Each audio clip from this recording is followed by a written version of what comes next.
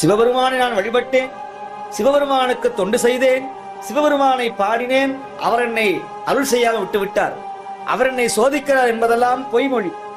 சிவபெருமான் யாரையும் சோதிப்பதில்லை, சிவபெருமான் யாருக்கும் துன்பம் தருவதில்லை. நன்றுடையானை தீயது இல்லாத நல்லதே உடையவன், தீயது என்பது அவனிடத்திலே இல்லை. நாம் செய்த பாவ புண்ணியங்களுடைய பிரதிபலனே நமக்கெல்லாம் துன்பமாகவும் இன்பமாகவும் வந்தடைகிறது.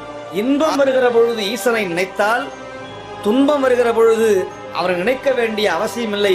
தானே வந்தியம்மை தலையளித்து ஆட்கொள்வான் நம்முடைய ஈசன். இப்ப துன்பம் வருகிற பொழுது சாமி நினைக்க முடியாது, அந்த சூழல் வராது. பதட்டம் ஏற்படும், துயரம் ஏற்படும், மறதி ஏற்படும். ஆனால் அந்த நேரத்திலும் கூட ஈசனே, என் எம்மானே, என் பிறவி நாசனே என்று ஒரு முறை ஓவென்று அழைத்தால்